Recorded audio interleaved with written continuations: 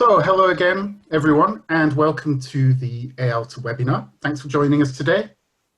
If you're new to EALTA, it's the European Association for Language Testing and Assessment, which is an independent organization promoting knowledge of language assessment and good practice in language assessment within Europe and indeed beyond as well. Do check out the website and even become a member if you want. That's free, so I do recommend that you have a look around there. So this webinar is brought to you by EALTA, and we have a series of free webinars. We try to have at least 2 every year, and they're based on topics of interest to the language assessment community, the topics of interest and areas of expertise of our EALTA members. We've had previous webinars on all kinds of topics from statistics, integrated skills, standards, CFR, sign language, and language assessment literacy. Today's topic is going to be on test preparation and teachers' assessment knowledge. So, just to introduce myself, my name is Richard Spivey, and I am the EALTA webinar coordinator, and I'm also a test development researcher at the British Council. So today during our session, Tony's talk is going to last for about 40 minutes, and then we'll have about 10 minutes, maybe 15 minutes of questions. So while you're watching, as you're getting ready for this, just you can experiment with the view of your screen, use the view options to get the view as you wish. I think most of us are pretty good with Zoom these days. So get the view as you want it. Use the Q&A function, please, at any time to put in some questions, and we'll try to answer as many as we can at the end of Tony's talk. And you can use the chat function to introduce yourself and bring up any issues you have during the session. And I will be following that during Tony's talk. Technology generally works okay, but please forgive any technical issues we have with such a large number of people on today. And so I'll briefly introduce our speaker today, Dr. Tony Clark, who's going to talk about test preparation and the role of language assessment knowledge in a globally mobile era. So Tony Clark is a senior research manager at Cambridge Assessment English, working on IELTS research. He has a wide range of interests: test preparation, academic writing for overseas learning, pedagogy, diagnostic assessment. He's interested in Chinese and Japanese educational contexts. He's interested in lexical studies as well in those contexts. And before becoming a researcher, he was a teacher abroad in a number of countries: Hungary, Italy, Morocco, and Japan. And all of these things inform his current perspectives and practice. So, thank you very much for joining us today, Tony, and over to you for our talk today. Okay, thank you, Richard. Hello, everybody. Thanks for giving up your time today, listening to my talk. As Richard said, this is what we're going to talk about: test preparation and the role of language assessment knowledge in a globally mobile era. Obviously, there's a couple of things I'd like to point out about that title. At the moment, we're not globally mobile, most of us, because of the COVID-19 crisis. But I'm quite optimistic that gradually we're going to be returning to normal. So I've pitched the presentation with all that in mind. We will touch on that at the end, but I'm hopeful we'll get back to test preparation as we know it soon enough. So this is an outline of the presentation. As Richard mentioned, I'm an IELTS researcher. That's my full-time job. And a lot of this presentation is focused on IELTS. Some of the examples I'm going to use. There are things in there that apply to other high-stakes tests as well. But I had IELTS in mind when I was writing it because it's the thing I know best, really, and it affects so many people. So first of all, we're going to look at before the test. That's part one, a teacher's experience. That's going to take the form of a kind of personal reflection, my own reflection. The next part is a student's perspective. So we're going to look at some research around the student experience of taking IELTS. And then after the test is part 3. We're going to cover a receiving institution's perspective. So what I mean by that is universities and colleges and all the stakeholders contained within that. Now, the themes throughout this presentation are really about the challenges each of these stages encounters, some progress that's been made since I started my career in teaching and research, and then some suggested directions beyond that, so for the future. It's a kind of literature review, really, grounded in practical experience. And I'm going to look at not so much the kind of seminal works from the field, although they are in there, some of them. I wanted to look at recent literature to see where we are now. So you can see on the screen, we've got a diagram there. Test preparation as an arc. I always tell people to think of test preparation in this way. So on the left-hand side there, we've got the kind of beginning of a student's learning experience. They prepare for the test beforehand. And as I said, that's where 2 of our main perspectives are going to come from for today's talk. Then the red point there, we've got the high stakes test itself, in this case IELTS.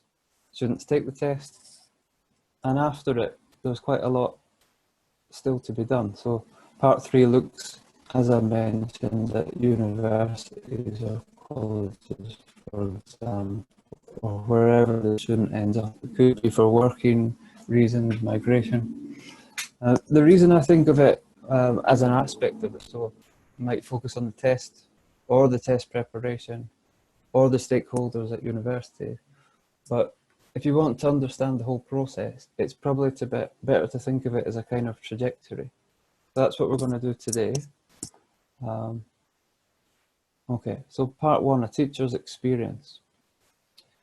First of all, I've got a couple of quotes for you.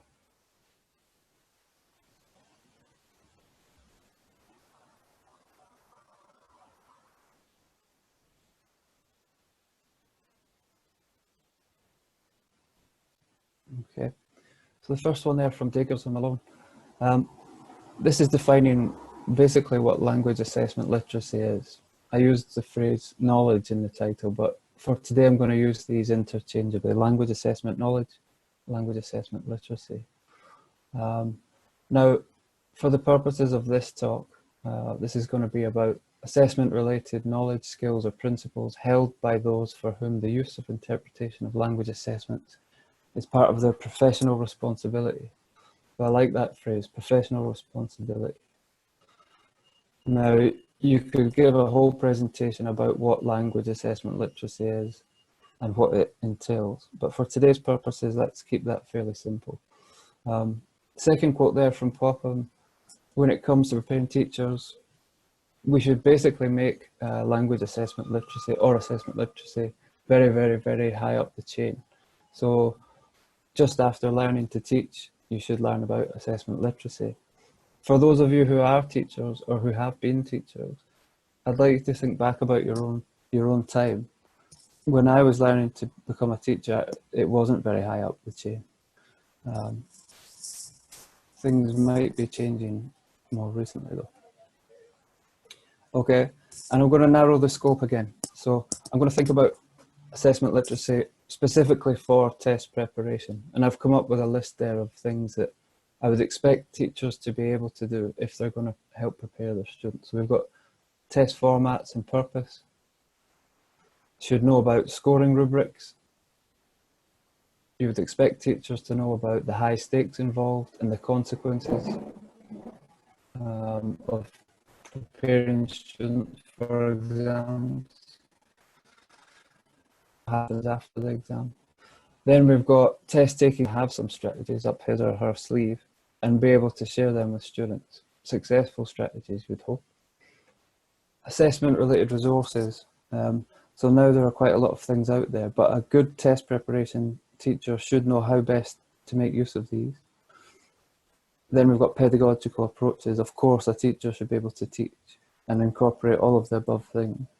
Now, there might be more things than that, I'm sure there are, but this is just to get us started and get us thinking. What's important for test preparation? So, as Richard said in the introduction, I've been in a few different countries teaching. I started off teaching in Hungary in 2006. That was as a teaching assistant for the first year in a school for children with low vision and mental handicaps as well. So they were learning English and doing an admirable job, but they had a lot of challenges. And that's when I first started getting interested in testing accommodations. How could these kids who had a lot on their plate anyway do a fair test to get into their high school? I then went on and got my first full-time job English teaching, a language centre in the middle of Budapest, and that was all about test preparation. So when I arrived there, I didn't actually have any formal teaching qualifications as such. I did a brief pre-service course.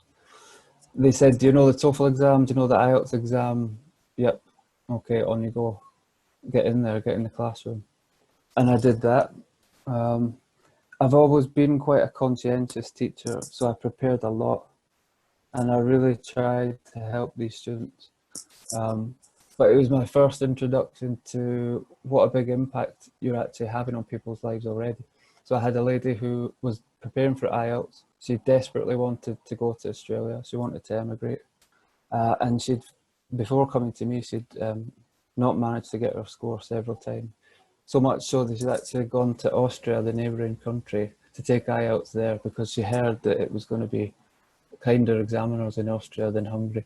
I can confirm that's not true, to my knowledge, but it shows how desperate she was.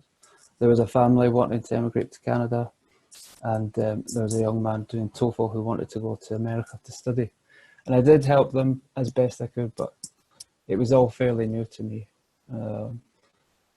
I was learning at that stage. I then moved on to Italy, the next country. And by that time, I started to know a little bit more about test preparation. Again, they throw you right in there. So PEC, FCE, two students in particular stuck in my mind from that time, teenagers, a male and a female. They were studying for FCE and we worked together on it. We worked really hard and I really wanted to help them get their score. And they did it. I remember them, they were very, very intelligent, very, very sharp, very, very hard working. And they got the score they wanted, so they passed their FCE exam. And they actually bought me a watch. Now, these are not wealthy people, but it showed me how much it meant to them. They were so happy to get the score they needed. And to be honest, it felt good for me as well. So that was the first time I felt like I was making some proper progress with test preparation. I then moved on, it was a few years later, to British Council Morocco. There wasn't much testing that I was involved in going on there. It was mostly young learners. I was involved in a placement test, briefly helping them put together that. I did some CAE preparation, but it wasn't the main focus of my job, as it happened. And then I moved on to the British Council in Japan.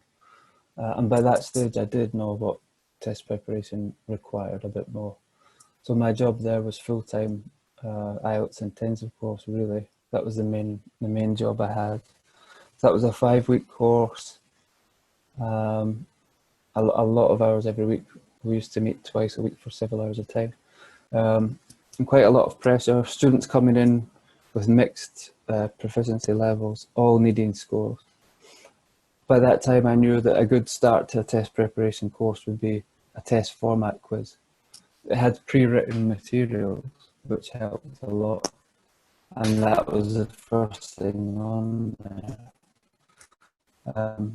But by that stage, I knew a little bit more about how important that was to make students aware of what they're doing. I also taught CAE, which is a challenging exam to teach. Many of the students had a high level of English, but they were struggling to get the score required. So you had to help them over the line there. So what are the implications of this, of my personal reflection? Now, you're kind of learning your trade in a high stakes context. I was trying to think of another job that you do that, where you potentially go straight into something that can have such a big impact on people's lives. There are examples of it, not many of them. I think you have to remember this was some time ago. At that stage, just my experience in those schools. You were expected to get the textbooks and find out pretty much everything yourself. That is possible, but if you start as a new teacher, it might not be that likely that you have time to do that, or a lot of other stresses. Then as you get experience, you get further qualifications, the EALTA course, for example, you move on to a more expensive language school or into management or materials writing. Again, not all the time, but that's a common route. I do wonder what happens at these kind of lower budget language schools that I started out at. What happens to students who can only afford to go to that one? They get more mixed teachers. You'll get some very experienced, very good ones, and some who are starting out, like I was. So how does that tie in with current research? Well, we've got a study here by Vogt and Sagari from 2014. They were looking at language assessment literacy in a European context. So they went to various countries and conducted large-scale surveys. Many of the teachers they spoke to self-reported having received little or no language assessment training. They also said that the purpose of testing was at least developed. So teachers weren't really taught pre-service what the purpose of these tests were. And of course, that's a vital thing to look at. It's a really important thing to know.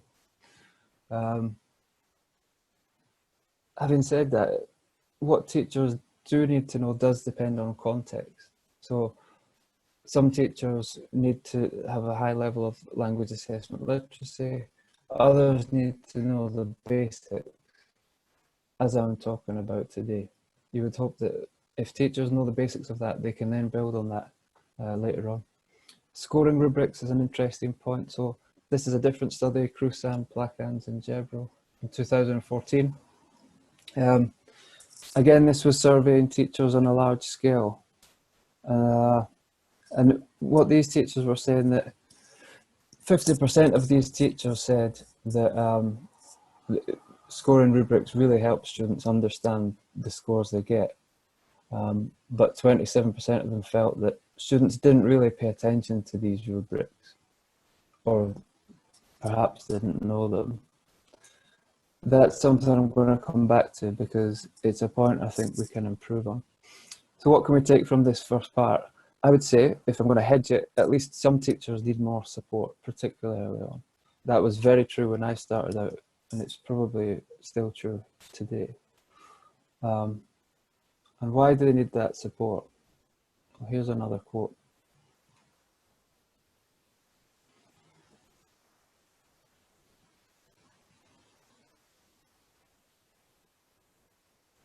Okay, so interesting choice of language here. The client, of course, in a way it's slightly sad. It makes you think of the financial aspect of it, chosen deliberately. I never like to think of test preparation candidates as clients, but in a sense they are. They're paying this money, quite a lot of it in some cases, and the stakes are high for them.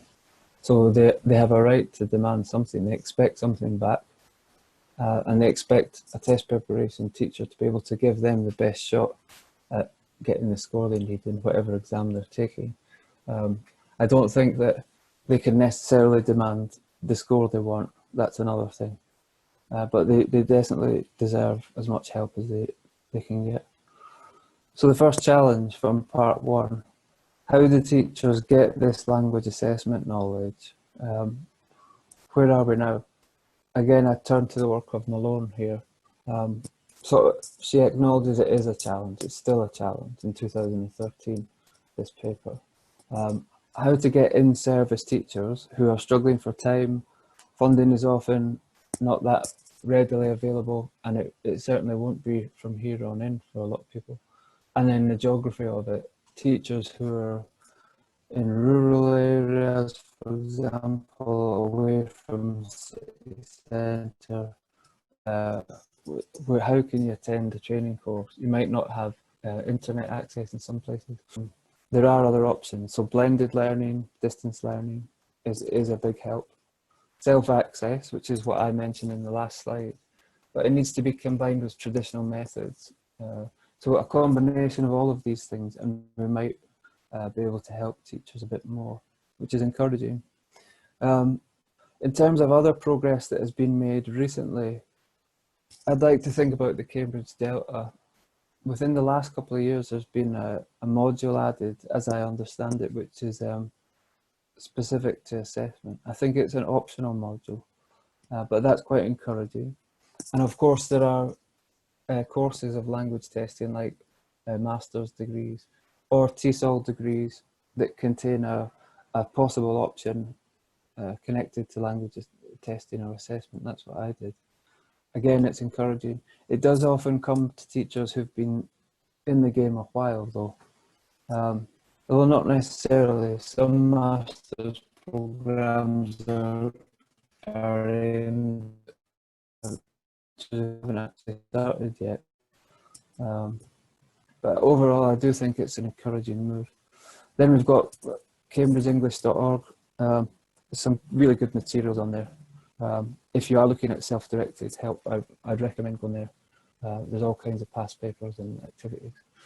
For me, though, I think the best thing is if you can be taught how to prepare students or to receive some kind of instruction yourself, if it's possible. So I found something recently, IELTS Teacher Essentials BC China were running this, British Council China. This was a course, again, about 10 weeks, where teachers learn how to teach IELTS, basically. And Cambridge has now got a similar thing. Very good idea, if you can afford that. How about smaller language schools or teachers without the budget to go on these courses? I suspect the answer is the more senior teachers in these schools. Every school I've worked in has experienced teachers. If there's some way of kind of cascading their knowledge to the newer ones, that's probably the answer in a low budget context. So the question there, how much do teachers need to know? I'm not saying they need to know everything. They need to know the basics of assessment. If you are a teacher, you can also think, how much do you know? I'm sure that there are things on my initial list that we could all develop on or add to that list. Okay, let's move on to the next part, a student experience. Got another quote there.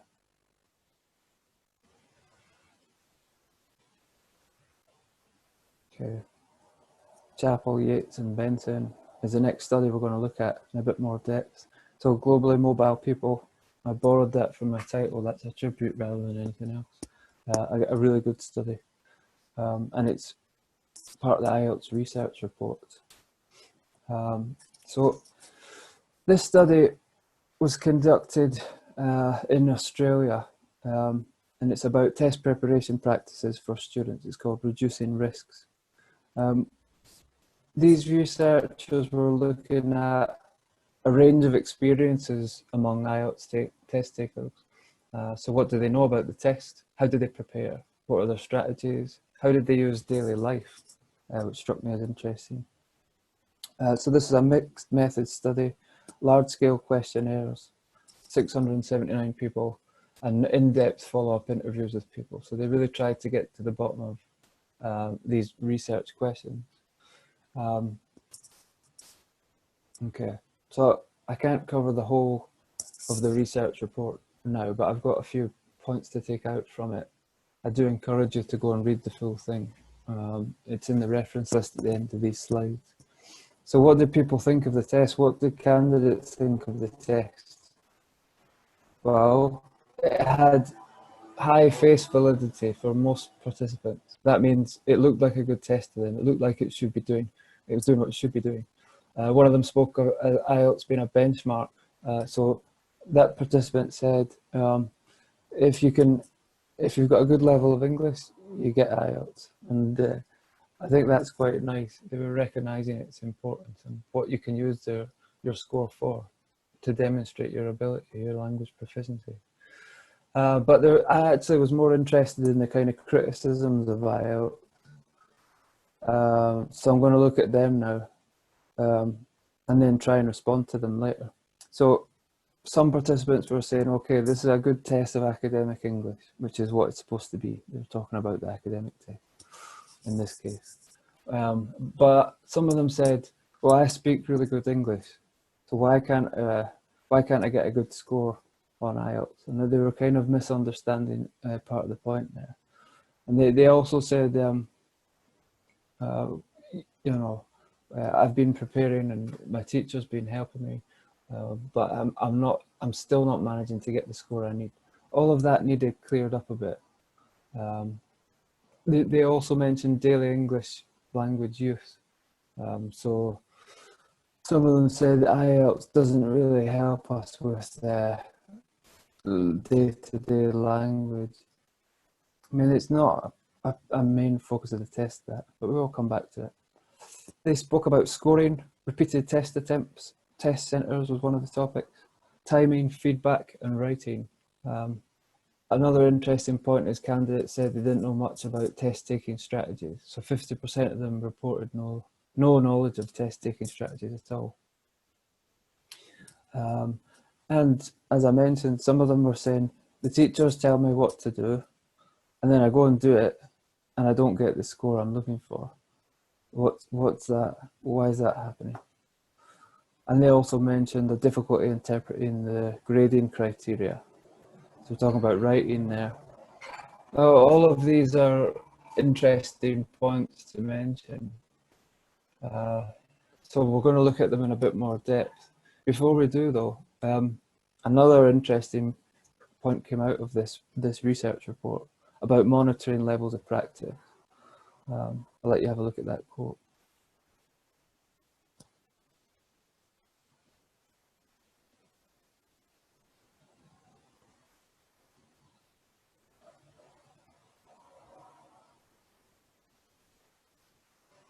Okay.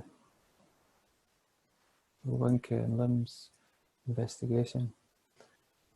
They're saying, do these testing companies actually monitor levels of practice? So do people practice at all? What practice do they do? I'd like to respond to that. I work for a testing company. I can't respond on behalf of all testing companies, but I can respond on behalf of myself. And I'd actually say it's not a black and white question, really. It's quite difficult to find out what people have done in the test preparation process. Some of them will take a course specifically designed for IELTS, for example. Some of them will take a course of general English that's got a bit of IELTS practice in it. Some of them will take a private tutor and you know, learn with him or her. Some of them will study at home. Some will combine all of these things. Then there's other variables. Sometimes people live in Australia, for example, before they do IELTS, so they're immersed in the language. That's where the daily language use came in that we mentioned a minute ago. Others, they're doing IELTS preparation from their home country. So, you know, it's not that clear. Having said that, we do measure it. I do measure it. The literature is a good way to do that. You look at what's the research saying, and in summary, the research is kind of inconclusive, which is a bit frustrating. But it's generally a good idea to take a test preparation course. It's inconclusive in terms of how much that might impact on your score. It depends is the frustrating answer. So the second challenge there, helping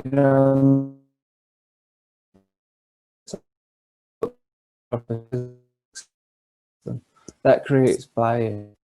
So is it possible to reconcile teacher advice and scores received?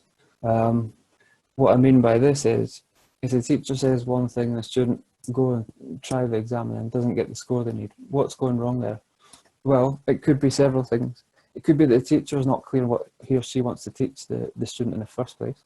That can be improved. Again, that links back to the first section, which was all about teachers' language assessment knowledge.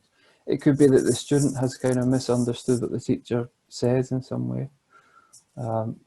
Or it could be that they go to the test and then on the day they get affected by anxiety in some respect, and they don't end up getting the score they need.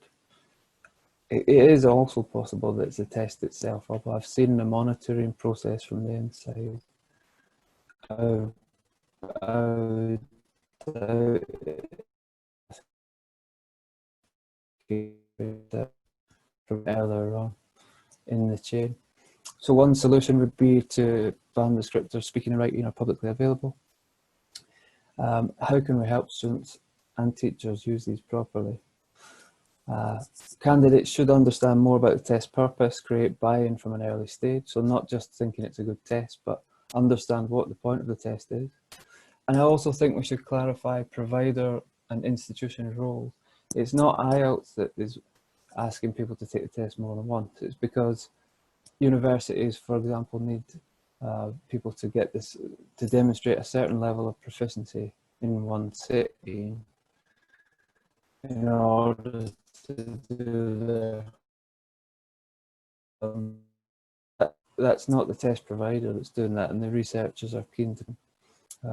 They probably don't need to know as much as teachers, but it helps if they know some of these things, and then they understand what's happening to them, and it should help their performance. So part 3, the final part, we've got a receiving institution's perspective. We've got another quote there from Jang and others.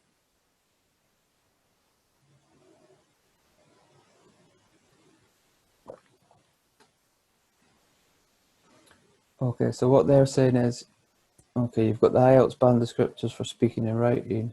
What about the other skills? What about reading? Now we're going to get a university stakeholder perspective on that. And to do so, we're going to look at another report from the IELTS research report, which is available online. This one was conducted last year. So improving IELTS reading test score interpretations through cognitive diagnostic modelling. The purpose of this study was basically to explore student and staff knowledge of what IELTS test scores mean. So it was a 4-phase study based in a Canadian university.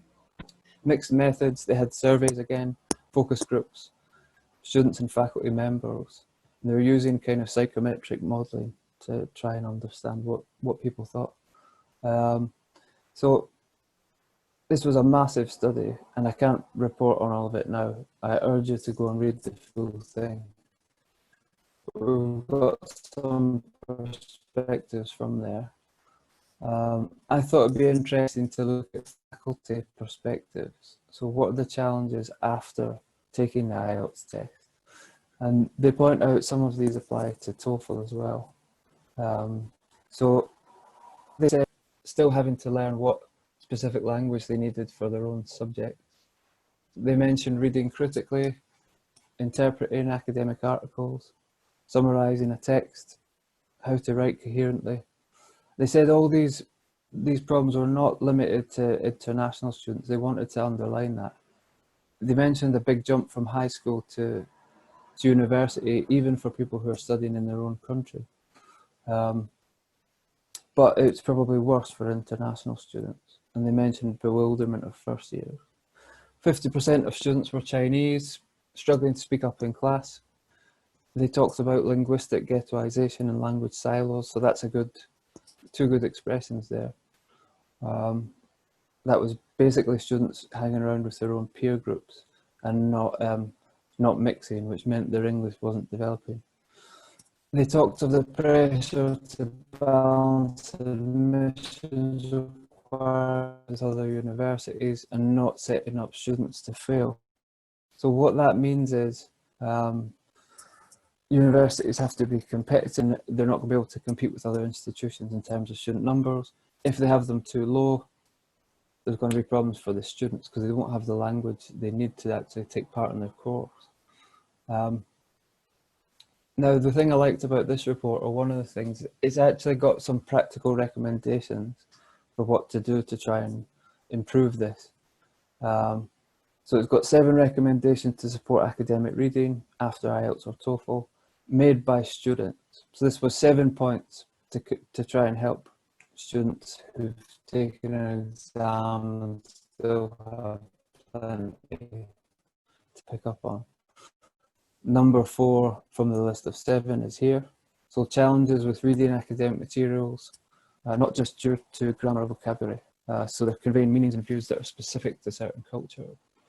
So what this was about was cultural background and background knowledge.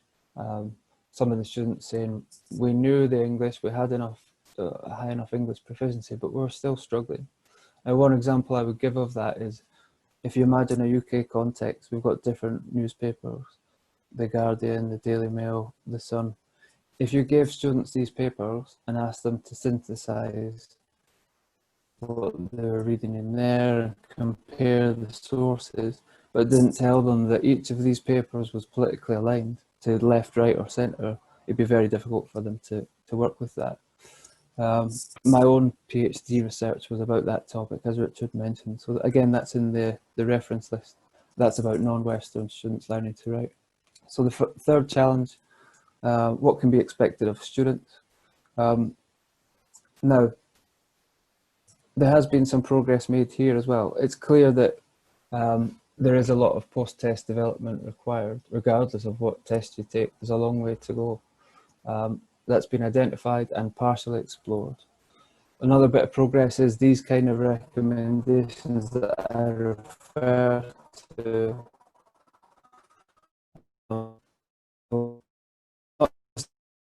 A report that I talked about that has recommendations. My own upcoming articles have recommendations to improve this part of the process. So we've not just got receiving institutions, but test. So that's encouraging. It's not enough to just identify that there is an issue. You have to think about how you can solve it. Then we've got areas that still have to be developed. So stakeholders require more language assessment knowledge. Now, all the key stakeholder groups are there: students, staff, admissions officers, and more. I would argue that it's important for all of them to have language assessment knowledge, but in particular, it would be admissions officers. Now, part of my job is to meet these admissions officers. We do something called IELTS stakeholder seminars. And that means you go and meet them and you tell them what the test's about and what the scores mean. But I was actually thinking, this is such an important point. I'm not sure it could be left to one test provider.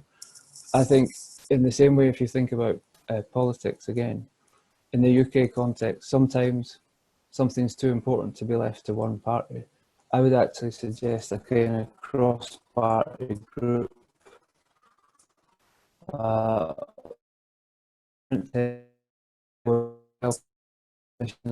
understand what they're making decisions about. In my experience, that knowledge that they need, and they're making key decisions. So a big question there, how much do they need to know? I would argue that they don't need to be masters of language assessment literacy, assessment officers, admissions officers, but they do need to know enough to make the right decision. Okay, so just to wrap up here, I would say that there have been a lot of positive developments, but there does still remain work to be done. So the first challenge I spoke on experience. It looks like it's come on since that time, especially at the start of their career. The second challenge I spoke about was for students and their language assessment knowledge in Australia.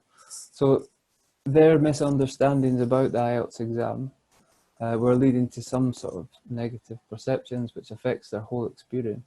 And actually it could be cleared up, I think, even at the teaching test preparation stage. Challenge 3 was about receiving institutions. So all about the Canadian context and language assessment knowledge there.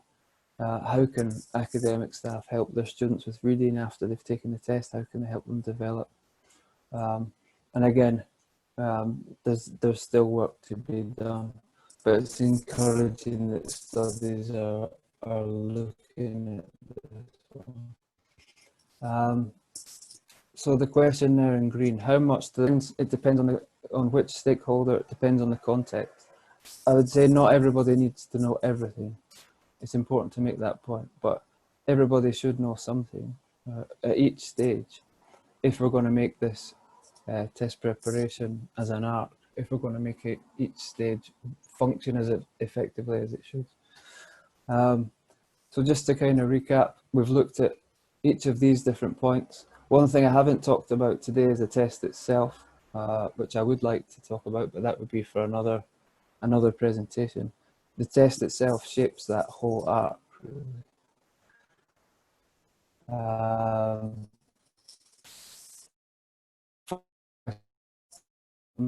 The consequences of moving all of these stages online. Of course, that's in response to this. Now, as I said, I don't expect that we'll be, you know, moving into a completely new world, but I think there will be a gradual return with some changes. What that means, we don't know yet. But if each of these stages were online, things would look very different indeed. All right, thank you very much. Okay, thank you, Tony. That was great.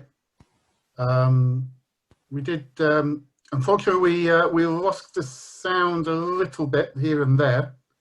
Okay. But I think we certainly got about 99% of what you were saying. A couple of things maybe towards the end, which it might be worth just recapping. When you're talking about the key question for challenge 3, how much do university stakeholders need to know when you're talking about admissions officers? And then you're talking about the cross-party IELTS stakeholders. Yeah. That part didn't come across too clearly. I was listening carefully for that. Okay. Oh,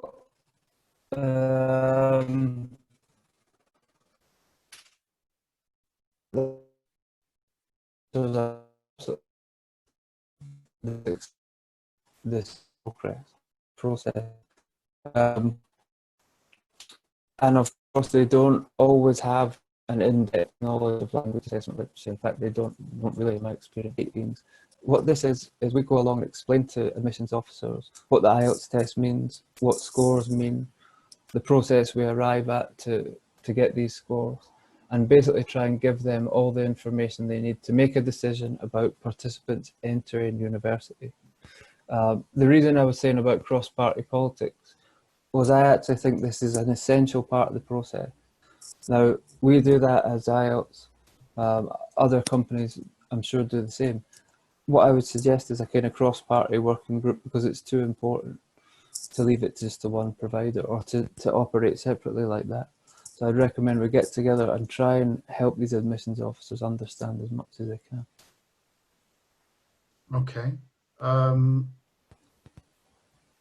just going to put you back on video again in a moment. We'll just look at some questions, Tony, while we're here, and just get a few of your opinions. One question, one very interesting question that we had was that just the whole idea of test preparation in general. If we have to prepare our students, especially for tests, in an area which is kind of outside of their normal learning, then doesn't that show that the test is inadequate? So, okay, let you think about that one for a minute. So I'll give you the exact question. Isn't the fact that one has to prepare for a test outside of English knowledge an issue that points to the inadequacy of the test? So, for example, IELTS or possibly TOEFL or something similar. I guess any high stakes test. What are your thoughts on that? It's a good question, thank you. Well, it might not surprise you. No, I don't think it does mean the test is inadequate. Now, the reason is that it's such a complicated process we're talking about here. Imagine if you're preparing your students for something in one country. So my own example is Japan. They've got a long way to go before becoming students in the UK, for example, and writing academic essays. And they need to learn how to get there. You can't just go from learning a little bit of English in Japan to writing a master's dissertation. Now, I would argue that tests such as IELTS act as a bit of a stepping stone between those two quite far apart points. And in moving towards IELTS, you do actually get towards the end goal, which is being able to write academically. Now, that's not to say that the process can't always be improved. And I think the closer these tests are to the final expectation for students, the better. But you're going to have to learn it somehow. It would be great if in a test preparation course you could start writing master's dissertations, but it's hard. You need a stepping stone, you know. But yeah, I do understand that question. It's a good one. Okay. Another question that came in is, everybody has to, okay, so we all have to prioritize continuing professional development. So I guess the question is, why should this be a priority in terms of professional development, like assessment literacy? Why should it be a priority? Yeah. Again, that's a good question. There are so many things that teachers can develop in, and so many challenges teachers face. Why do I think test preparation should be up there, or assessment literacy? Well, it depends on the context, but for the types of teachers I'm talking about, it's just that you have such a massive impact on students' lives. For the examples I used for myself, that shows that if you don't know how to prepare students for a test properly, or as well as you should be able to, or could be able to, you're not giving them a fair chance, which means that they're coming along with the intent of improving their score or improving their English, and then you're kind of not giving them the best side of giving them what they need, really. Plus, test preparation is not just about what students are doing there and then. You're setting them up beyond the test. That's what I keep trying to get back to. A good test preparation instructor is not just thinking about what score they need now. Try and think, how's it going to help them afterwards? So there are lots of reasons why professional development should focus on language assessment literacy. I think the biggest one for me is because of the impact it has on your students, really. Mm-hmm. Okay, so is there any way, for example, we got a question here, teacher training is an essential aspect of improving teachers' assessment literacy. Are there any way that IELTS and others could help schools ensure their teacher training is suitable? Yes, good point. I suppose what the person asking the question is getting at, could you have some kind of person visiting these schools to see how the training's going and to see how the professional development's going? I imagine that probably does happen to an extent. IELTS is involved in the process, and Cambridge is, and the British Council and IDP, not just because of all the resources they've got, and it's the courses I'm talking about. These training courses that you can sign up for on the website. In terms of actually visiting and doing a kind of inspection to see that the quality of training is up to standard, or is useful for the IELTS test preparation. It's a good point, it's a good suggestion. Maybe go away and see if anything like that does happen, but you want to be careful about interfering too much in schools.